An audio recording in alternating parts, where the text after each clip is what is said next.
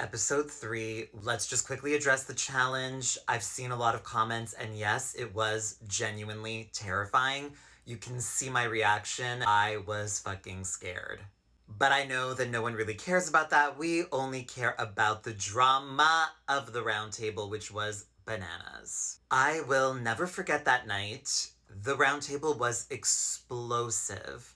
I remember being there and thinking, oh my God, what is happening? I've never experienced anything like this in my life. On those first 2 days, I really did feel a friendship with Kirkland developing. But as more and more people shared their theories about him with me, I started to think, shit, maybe he is a traitor. The main things that made me think he was a traitor were his campaign against Rebecca, which I thought was really intense, and I'm like, why is he trying to control the narrative? And the big thing for me was the extreme defensiveness at the round table.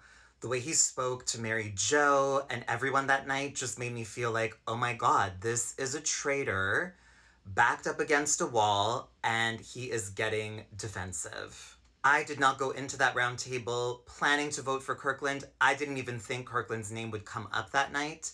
It genuinely broke my heart to vote for him because, again, we had this friendship developing, and also, we're like 7 or 8 queer people on the show. This never happens in reality TV, and I didn't want to do it, but I felt so strongly that he was a traitor. And then when I saw that look between him and Cedric, which to me meant mission accomplished, it just felt like a slap in the face. And again, my interpretation of all of that was wrong, but that was how I interpreted it in the moment. It wasn't a lie. I had nothing against Kirkland personally whatsoever. It's a game. And that's the thing. Faithfuls have so little to go on. And you build these case files on people. The way that I would imagine the game was that every single player was a file, and I would just be filing evidence away into each folder. And that night, my file on Kirkland was stacked. And again, I was wrong. But that's what you do in the game as a faithful. You process the evidence that you've acquired, which is baseless, essentially.